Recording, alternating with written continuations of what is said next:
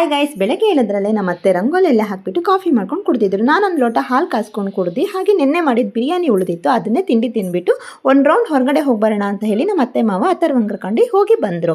ಅದಾದಮೇಲೆ ಏನು ಮಾಡಿದ್ವಿ ಗೊತ್ತಾ, ಬನ್ನಿ ನಮ್ಮನೆಗೆ ಒಂದು ಆರ್ಡ್ರ್ ಮಾಡಿದ್ದೆ. ಏನಂದರೆ ಇಲ್ಲಿ ದೇವ್ರ ಪೂಜೆ ಮಾಡೋಕ್ಕೋಸ್ಕರ ನನಗೆ ಸ್ವಲ್ಪ ಈ ನೆಕ್ಲೆಸ್ ಸೆಟ್ಗಳೆಲ್ಲ ಬೇಕಾಗಿತ್ತು. ಹಾಗಾಗಿ ನಮ್ಮ ಆಂಟಿ ಮನೆಯಲ್ಲಿ ಕಲ್ಯಾಣ ಮಾಡಿಸ್ತಾಯಿದ್ರು, ಪದ್ಮಾವತಿ ವೆಂಕಟೇಶ್ವರ ಕಲ್ಯಾಣ ಮಾಡಿಸ್ತಾಯಿದ್ರು. ಅದಕ್ಕೋಸ್ಕರ ಇವನ್ನೆಲ್ಲ ಆರ್ಡ್ರ್ ಮಾಡಿದ್ದೆ. ಹಾಗೆ ಇನ್ನೊಂದು ಕೂಡ ಆರ್ಡ್ರ್ ಮಾಡಿದ್ದೆ, ಅದೇನು ಅಂತ ತೋರಿಸ್ತೀನಿ ನೋಡಿ. ಎಷ್ಟು ಸಖತ್ತಾಗಿದೆ ಅಂದರೆ ಇದು ತುಂಬ ಚೆನ್ನಾಗಿದೆ, ಜಡೆ ತುಂಬ ಚೆನ್ನಾಗಿದೆ. ನಾನು ಆರ್ಡರ್ ಮಾಡ್ಬೇಕಾದ್ರೆ ಇಷ್ಟೊಂದು ಚೆನ್ನಾಗಿ ಬರುತ್ತೆ ಅಂತ ಅಂದ್ಕೊಂಡಿಲ್ಲ, ತುಂಬ ಚೆನ್ನಾಗಿತ್ತು. ಹಾಗೆ ಇವತ್ತು ಮಾರ್ಕೆಟ್ ಬೇರೆ ಇತ್ತು, ಹಾಗಾಗಿ ಕೊತ್ತಂಬರಿ ಸೊಪ್ಪು ಹಾಗೆ ತಂದಿರೋ ತರಕಾರಿನೆಲ್ಲ ಜೋಡಿಸ್ಬಿಟ್ಟು ಇಡ್ತಾಯಿದ್ರು ನಮ್ಮತ್ತೆ.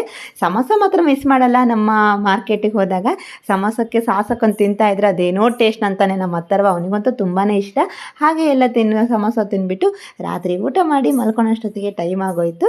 ಇನ್ನೇನಿಲ್ಲ, ಊಟ ಮಾಡಿಬಿಟ್ಟು ಮಲ್ಕೊಳ್ಳೋಣ ಅಂತ ಹೇಳಿ ಇವತ್ತಿನ ಈ ಮಿನಿ ಲಾಗ್ನ ಮುಗಿಸ್ತಾ ಇದ್ದೀನಿ ಗೈಸ್. ಹೇಗೆ ಅನಿಸ್ತು ಅಂತ ಹೇಳ್ಬಿಟ್ಟು ಕಮೆಂಟ್ ಮಾಡಿ, ಹಾಗೆ ನಮ್ಮ ಚಾನಲ್ನ ಸಬ್ಸ್ಕ್ರೈಬ್ ಮಾಡ್ಕೊಳ್ಳಿ.